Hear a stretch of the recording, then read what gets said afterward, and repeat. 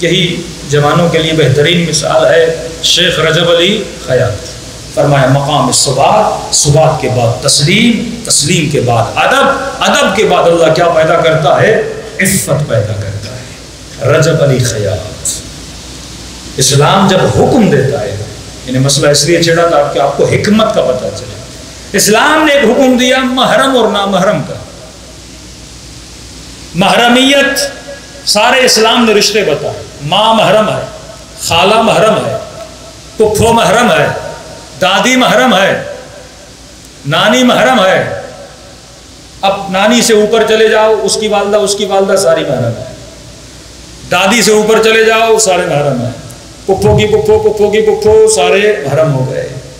لیکن کچھ رشتے نامحرم ہیں، جیسے چچا کی بیٹی، ماموں کی بیٹی، خالہ کی بیٹی، پھپھو کی بیٹی. لیکن کیونکہ رشتہ داری ہے، گیدرنگ ہو جاتی ہے.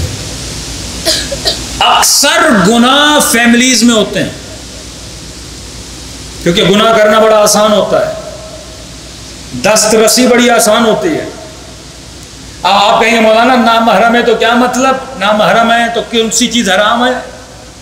زیادہ بات کرنا حرام ہے، جوک سنانا، ہنسنا، فری ہونا حرام ہے، ہاتھ ملانا حرام ہے. ماموں کی بیوی، چچا کی بیوی، ہاں اب رشتہ دار ہیں، گھر میں آئے، خواتین میں بیٹھے، مرد میں بیٹھے، آئے دور سے سلام کریں، احوال پرسی کریں، آپ کی امی ٹھیک ہیں، آپ کے ابا ٹھیک ہیں، خیر خیریت معلوم کریں. اور وہ خواتین میں، یہ مردوں میں. یہ نہیں کہ مولانا میرے بھائی کی بیٹی ہے، اپنے بیٹے ہیں، میرا خون ہے، میرا خون کبھی غلط نہیں ہو سکتا. تو نوح کا بیٹے کے وجود میں کس کا خون تھا؟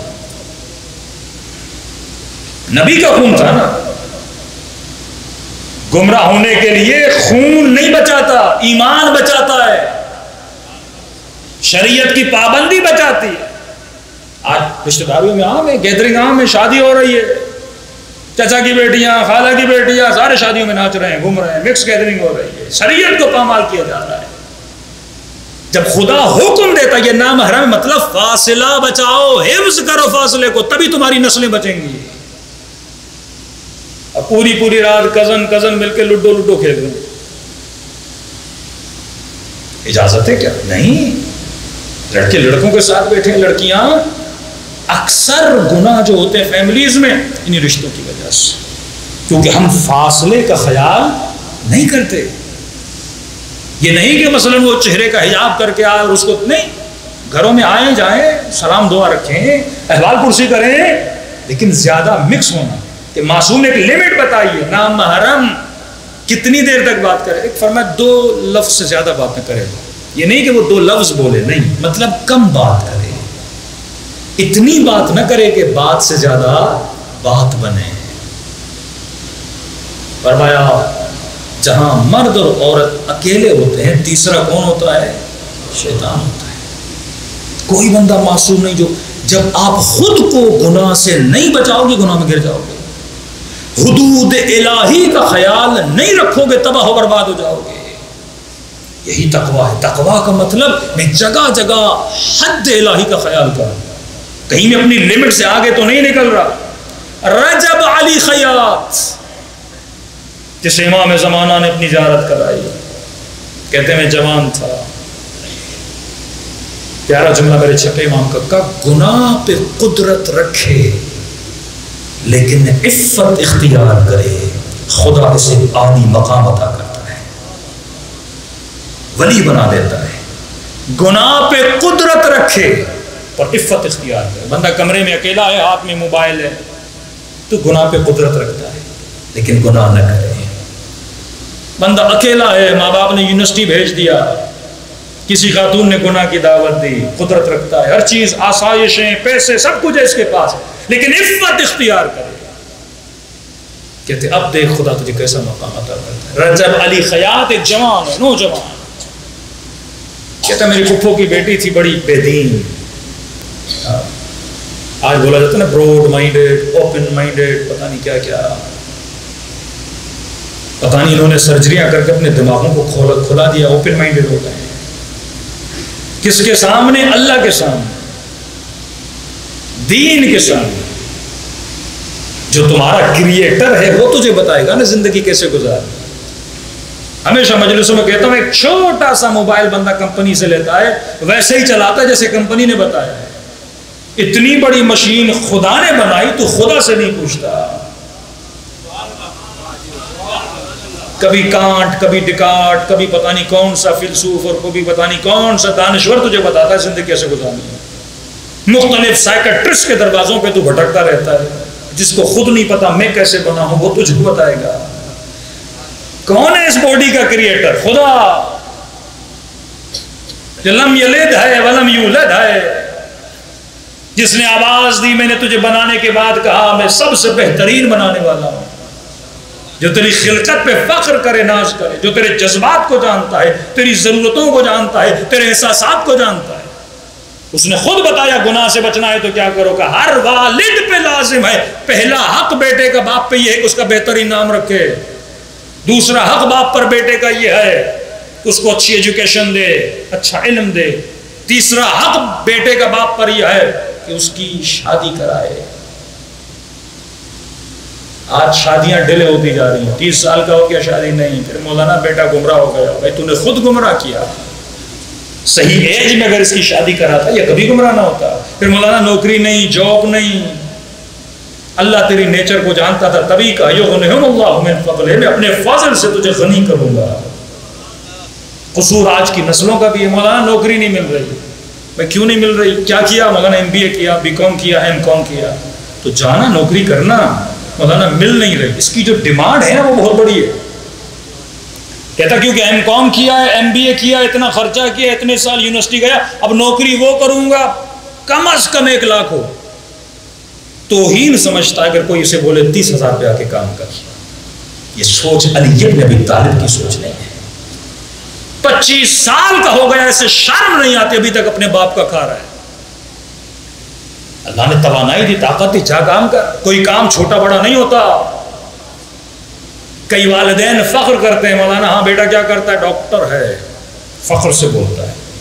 آپ کا بیٹا انجینئر ہے، فخر سے بولتا ہے۔ اس باپ کا سر جھکا ہوتا ہے۔ آپ کا بیٹا کیا کرتا ہے؟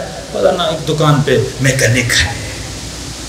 آپ کا بیٹا کیا کرتا ہے؟ مولانا ریڑھی لگاتا ہے، بیچارہ ان پڑھ ہے۔ تو کیوں شرمندہ ہوتا ہے اپنے بیٹے کے کام بتانے پر؟ اگر ریڑھی لگانا جرم ہوتا، اگر ریڑھی لگانا عیب ہوتا، علی میثم تمار کی ریڑھی پہ نہ بیٹھتے۔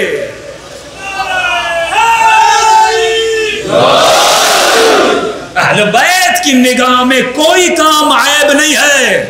میثم کو کام پڑتا تھا، مولا کہتے تھے میثم تو چلا جا، علی تیری جگہ پہ کھجورے بیچے گا۔ علی اسی پہ فخر کرتے تھے، میثم حلال کمائی گھر میں لا رہا ہے۔ کوئی کام عیب نہیں ہوتا۔ اللہ نے جوانی دی، طاقت دی، چاہ کام کر۔ 50,000 میں بھی کوئی دکان کھول سکتا ہے، دکان کھول دے۔ کوئی کام کر، کم از کم کچھ کما کے ڈیلی رزق حلال اپنے گھر میں لا، پھر دیکھ خدا تجھے برکت کیسے دیتا ہے۔ آج ہماری ڈیمانڈز اتنی ہائی ہو گئی، 2 لاکھ کی نوکری نہیں ملے گی میں نہیں کروں گا۔ بھائی جب تک ملے تب تک تو کام کر۔ نکما اللہ کا دشمن ہوتا ہے، سست آدمی اللہ کا دشمن ہوتا ہے، ناکارہ آدمی خدا کا دشمن ہوتا ہے۔ علی کا چاہنے والا محنت کش ہوتا ہے، محنت کرتا ہے۔ یہ ہماری پٹھان برادری دیکھیے کتنے محنتی ہیں، ریڑیاں بھی لگاتے ہیں، موچی بھی ہیں، بسیں بھی چلاتے ہیں، ٹریکٹر بھی چلاتے ہیں، سب کچھ کر رہے ہیں نا۔ ان کا بچہ بڑا ہوتا ہے کام پہ لگا دیتے، بیٹا جا کام، دکان پہ بٹھا دیتے، کام کر۔ کام آر نہیں ہے۔ لیکن آج ہماری سوچیں کہ میں نے 4 سال 6 سال یونیورسٹی پڑھا تو جب تک نوکری نہیں ملے، مطلب پوری زندگی نوکر بننا چاہتا ہے۔ ملٹی نیشنل کمپنی کا نوکر بنوں گا، سرکار کا نوکر بنوں گا۔ علی والا آقا بنتا ہے، اپنا بزنس کھولتا ہے، 4 نوکر اپنی دکان پہ رکھتا ہے۔ رزق دو لوگوں کو، اللہ برکت دیتا ہے۔ تجارت کر، وہ کام جو اہل بیت نے بتایا، فضول گھر میں نہ بیٹھ، کم سے کم بھی تیار کر، تبھی نسلوں کی شادیاں نہیں ہو رہی۔ ایج بڑھتی جا رہی ہے، پھر معاشرے میں جب احکام اسلامی پہ عمل نہیں کرو گے آٹومیٹکلی اس کا رزلٹ یہ ہوگا کہ معاشرے میں کیا بڑھے گا؟ گناہ بڑھ جائے گا۔ رجب علی خیاط کا رشتہ داری اوپن مائنڈیڈ، براڈ مائنڈیڈ، بڑے بے دین تھے میری پھپھو کی بیٹیاں، کہتے میں بہت خوبصورت تھا جوانی میں، یہ بار بار ہر محفل میں مجھے گناہ کی دعوت دیتی تھی، کبھی دوستی رکھنے کا بہانہ، کبھی قریب آنے کا بہانہ، کہتے میں دور بھاگتا تھا، یہاں تک میں نے والدہ کو بول دیا تھا میں پھپھو کے گھر نہیں جاؤں گا، جہاں خطرہ ہو نا گناہ میں گرنے کا اس سے دوری اختیار کر۔ بھائی آپ کو پتا ہے یہ تار ننگی ہے، اس میں کرنٹ ہے، کوئی بندہ ہاتھ لگائے گا؟ نہیں مولانا تھوڑا نزدیک جاتا ہوں، ہاں کرنٹ نہیں لگے گا، جائے گا؟ جان پیاری ہے نا، ایمان کسی کو پیارا نہیں ہے۔ کوئی دوست بولے نا فلاں رات پہ چلتے ہیں، ہنگامہ ہو رہا ہے وہاں پہ، نہیں جایا کہ میں کسی ایسی جگہ پہ نہیں جاؤں گا جہاں پہ گناہ میں گرنے کا خدشہ ہو، جاؤ گے تو گرو گے، امپوسیبل ہے تم گناہ سے نہ بچ سکو، کہ میں نے منع کر دیا میں نہیں آؤں گا۔ کہتا ہے محرم و ایام عزا کے دن آئے، اب ظاہر ہر شیعہ اپنے گھر میں نظر و نیاز کرتا ہے، کہ میرے پھپھو نے نیاز پکائی تھی حلیم کی، پھپھو کی بیٹی نے کہا اماں مجھے تو میں لے کر جاتی ہوں، نیاز کے بہانے سے گناہ۔ بعض ایسے بدبخت ہیں جو کربلا میں جا کے گناہ کرتے ہیں، 40 کی واک میں گناہ کرتے ہیں، ایسے شقی القلب بے ادب بدبخت جن کے دلوں میں مقام تسلیم نہیں ہے۔ جب آنکھ ہرزگی پہ اتر آئے نا، جب آنکھ کو گناہ کی عادت ہو جائے نا، یہ کہیں نہیں رکتی، یہ کربلا بھی جائے تو گناہ کرے گی، یہ ایران بھی جائے تو گناہ کرے گی۔ ایسے نہیں مولا علی نے اسے تھپڑ مارا تھا، طواف خانہ خدا کر رہا تھا، پر کیونکہ آنکھ کو گناہ کی عادت تھی، اور علی غیور اور غیرت مند ہے۔ آج شکر کرو امام زمانہ نہیں ہے، لیکن کتنے کے منہ پہ امام زمانہ کا تماچا ہوتا ہے۔ غیور ہے علی ابن ابی طالب، حج کر رہا تھا اور مولا نے تماچا رسید کر دیا کہ تجھے شرم نہیں آتی؟ گناہ کو پہلے بھی کر رہا تھا لیکن دوران طواف لوگوں کے ناموس کو دیکھ رہا ہے، جو یہاں پہ حج کرنے آئی ہے تو ان کو دیکھ رہا ہے۔ اور ایسے بدبخت و شنی کبھی امام رضا کی زیارت پہ جاتے تھے، کئی واقعات موجود ہیں، وہاں پہ خواتین کو عادت ہو جائے نا، نشے کی جیسے عادت ہوتی ہے نا، اسے گناہ کی عادت سے انسان مجبور ہو جائے، وہ غلام علی نہیں بنتا، وہ غلام عادت بن جاتا ہے۔ اس نے کہا اماں مجھے دو میں لے کر جاتی ہوں، ماں نے دیا، بیٹی ٹھیک ہے لے کر جاؤ۔ ایک تو یہ بدبختی، بیٹیوں کو بھی اکیلا کہیں بھیجا نہ کرو، کہیں پر بھی خواتین جائیں اپنے محرم کے ساتھ جائیں۔ اللہ نے مرد کی ہاٹی کھاٹی، اس کی صفات، عادتیں، ایموشنز الگ بنائے ہیں، عورت کی چاہت پسند ایموشنز الگ بنائے ہیں۔ کئی چیزیں مرد کے لیے اچھی، عورت کے لیے بری، کئی چیزیں عورت کے لیے بری، مرد کے لیے اچھی۔ اس نے میری نیچر بنائی ہے نا، وہ مجھے بتائے گا نا اس جسم کی بقا کس چیز میں ہے۔ پورا اشرہ ہونا چاہیے خواتین کی نیچر پہ، پورے اشرے ہونے چاہیے مردوں کی نیچر پہ۔ انسان شناسی بہت بڑا سبجیکٹ ہے، انشاءاللہ میری کوشش ہے اس سال کا اشرہ بھی تربیت انسان پر تھا، یوٹیوب پر مجالس موجود ہے۔ اکثر لوگوں کو نہیں پتا کہ انسان کی حقیقت کیا ہے، اگر آپ سمجھ جائیں تو آپ سلمان بن سکتے ہیں۔ اس نے کہا میں لے کر جاتی ہوں، اس نے حلیم لیا اور آئی، دروازے پہ دستک دی، کہتا میں نے دروازہ کھولا، دیکھا وہی پھپھو کی بیٹی، سلام کیا، میں نے جواب دیا جی، کہا حلیم، میں نے کہا دے دو میں اندر لے جاتا ہوں، کہا نہیں بہت گرم ہے، کوئی بات نہیں مجھے دے دو میں لے جاتا ہوں، گھر پہ کوئی پھپھو ہیں؟ کہا نہیں اماں گھر سے جا چکی ہیں، گھر پہ کوئی نہیں، کہا میں لے کر آتی ہوں۔ جب اس کو پتا چلا نا گھر میں کوئی نہیں، یہ سیدھا حلیم لیتے کچن کے اندر داخل، کہتا ہے وہیں گھر کے صحن میں، چلے جائیے۔ کہا تو عجیب رشتہ دار ہے، پانی نہیں پلا رہا، بیٹھنے کے لیے نہیں بول رہا۔ کہا میں سمجھ گیا اس کی نیت، کہا اس نے مجھے گناہ کی دعوت دی۔ میں نے کہا بدبخت ایام عزا چل رہے، شرم کر، حیا کر۔ کہا اس نے قریب آنا چاہا، کہتا میں نے اسے دور جانا چاہا، قریب آنا چاہا، دور جانا چاہا۔ وہی ماحول اس نے بنا دیا جو زلیخا نے یوسف کے لیے بنایا تھا۔ کہ اگر گناہ نہیں کرو گے تو کیا، میں تجھے پکڑ لوں گی، تم کیا کرو گے؟ اس نے کہا مر جاؤں گا لیکن اپنے بدن کو نامحرم سے مس ہونے نہیں دوں گا۔ کہتا میں دوڑتا ہوا گھر کی چھت پہ چلا گیا، یہ میرے پیچھے دوڑتی ہوئی آئی۔ چھت کے نیچے بہت بڑے سارے سیکنڈ فلور پہ آپ جائیں، نیچے زمین، پتا تھا اگر یہاں سے کودوں گا پاؤں ٹوٹ جائیں گے، آگے بڑھتا ہوں تو گناہ ہے۔ میں نے کہا پروردگارا میں یوسف تو نہیں، تم نے یوسف کے لیے جو دروازے زلیخا نے بند کیے تھے وہ کھول دیے تھے۔ اور آواز آئی تھی الا ما رحم ربی، اگر خدا رحم نہ کرتا، ان نفس لامارۃ بالسوء، یہ نفس انسان کا دشمن ہے۔ میں نے کہا پروردگارا تیری رحمت کے سائے میں کود جاؤں گا، موت آتی ہے تو مر جاؤں گا لیکن کبھی خود کو گناہ میں آلودہ نہیں کروں گا۔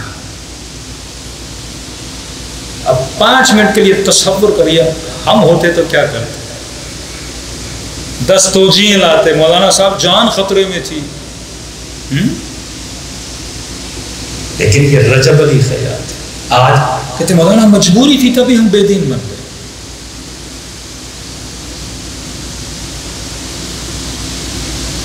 دو فیملیز یورپ گئیں،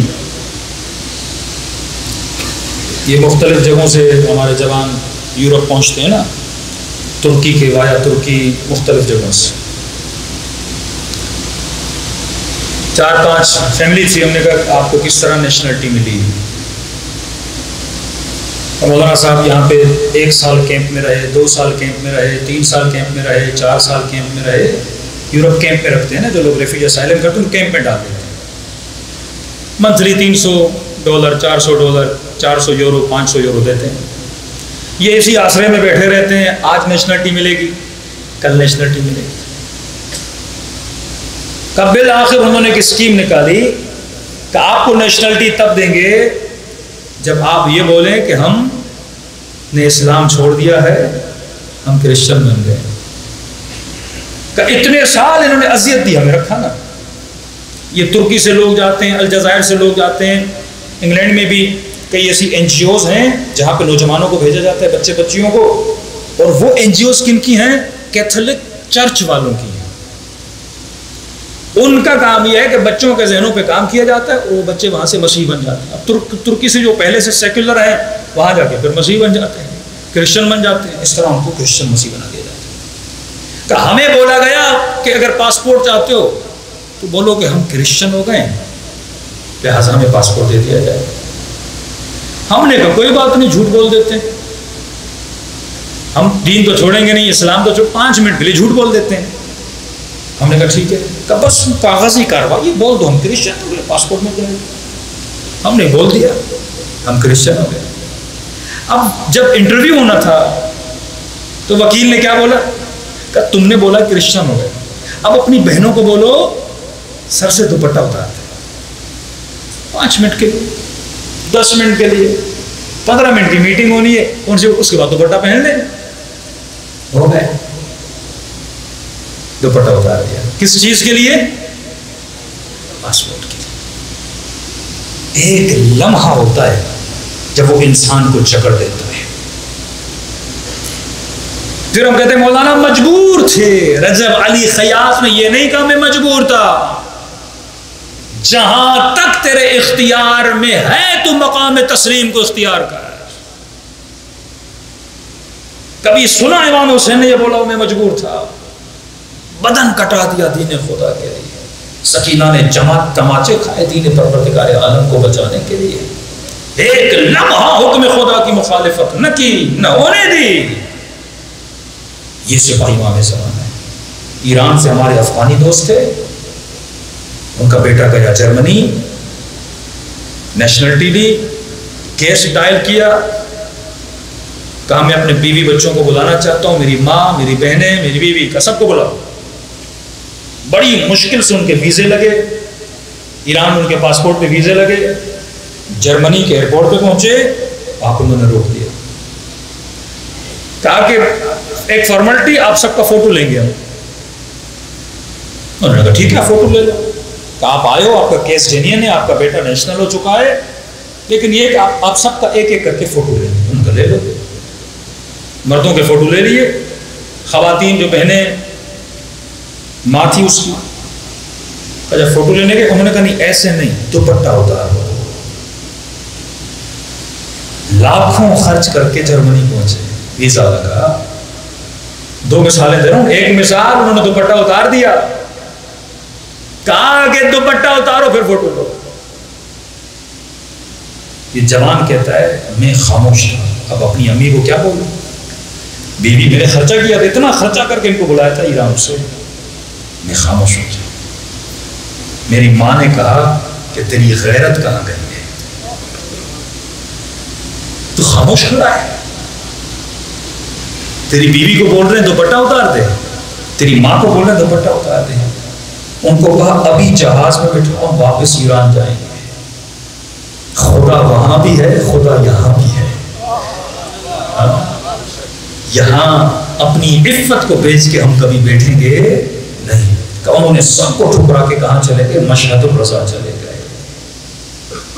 مشکل وقت میں میرا ریئیکشن کیا ہوتا ہے, یہ دینداری ہے.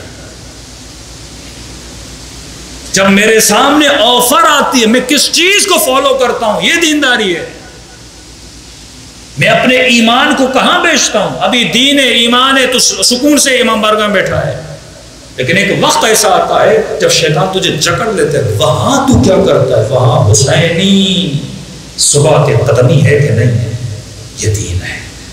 رجب علی خیاط کہتے ہیں جیسے اس نے مجھ پہ حملہ کرنا چاہا, میں نے کہا مرتا ہوں تو مر جاؤں, میں نے گھر کی چھت سے چھلانگ لگا دی.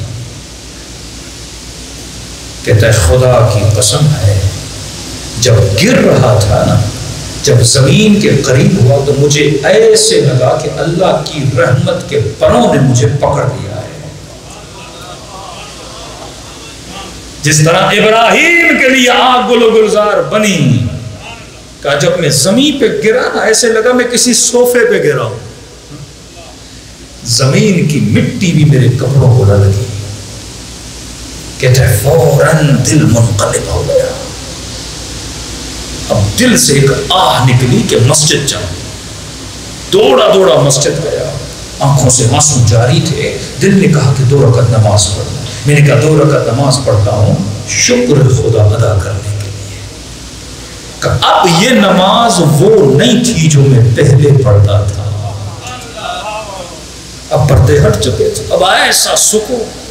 اب جب رکوع میں جاؤں تو میرا رونا نہ رکے, بس کہوں یہ رکوع ختم نہ ہو, یہ سجدہ ختم نہ ہو. تب مجھے احساس ہوا کہ اہل بیت اپنی عبادتوں سے کتنی لذتیں لیتے ہیں. یہ مقام تسلیم ہے. سورہ یوسف پڑھو دقت سے. آج وقت نہیں ہے ورنہ جناب یوسف کا پورا قصہ آپ کو سناتا ہے A to Z. یوسف کیسے بنے ہیں. اور جب یوسف نے اپنے دامن کو گناہ سے بچایا, 7 دروازے بار کیے, کمرہ ایسا سجایا گیا. حسین بھی تھے نا یوسف. جب مصر کی عورتوں نے زلیخا پہ تانا بازی کی نا, غلام کے پیچھے لگ گئی ہے, غلام کے پیچھے لگ گئی ہے, کہ آجا میں تجھے دکھاتی ہوں. بٹھایا ان کو. یوسف غلام تھا, مجبور تھا. کہا کہ جب اشارہ کروں اندر لے کر آؤ. یہ اللہ کا نبی ہے, کسی نامحرموں کی محفل میں جانے کی عادت نہیں ہے. میرے معصوم امام فرماتے جیسے حکم دیا نا زلیخا نے اندر لے کر آؤ. یوسف نے سر جھکا لیا, آنکھیں بند کر دی. کہتے ہیں جو بندہ حسین ہو نا, اس کے حسن کو 4 چاند لگتے ہیں جب اس کی آنکھیں کھلی ہوئی ہوں. آنکھیں حسن میں اضافہ کرتی ہیں, لیکن یوسف نے آنکھیں بند کر دی. تو جب آنکھیں بند ہوتی ہیں تو حسن تھوڑا کم ہو جاتا ہے نا. پھر بھی اتنے حسین تھے کہ جیسے نگاہ پڑی انہوں نے اپنی انگلیوں کو کاٹ لیا. پھر زلیخا نے کہا کہ تم نے ایک بار دیکھا ہے, میں روز دیکھتی ہوں. اللہ بھی جانتا تھا میرا یوسف بڑا حسین ہے. زلیخا کا بھی قصور تو نہیں تھا نا, یوسف حسین اتنا تھا. شیطان اس پہ اتنا غلبہ کہ مومن تو نہیں تھی نا. پھر اللہ نے اجر بھی دیا، یوسف سے شادی بھی کروائی، تکلیفیں ساری اس نے اٹھائی۔ اس عفت کے نتیجے میں اللہ نے یوسف کو کیا دیا؟ تعبیر خواب کا معجزہ دیا۔ مطلب اللہ قرآن میں بتا رہا ہے جب تو شریعت کی پابندی کرتا ہے میں اس کے نتیجے میں تجھے صاحب کرامت بنا دیتا ہوں۔ رجب علی خیال صاحب کرامت بن گئے، لوگ ان سے دعائیں کروانے جاتے تھے، جب دعا کرتا تھا تو خدا اس کی دعا کو رد نہیں کرتا تھا، اتنا بزرگ بن چکا کہ امام زمانہ اپنی ملاقات کرانے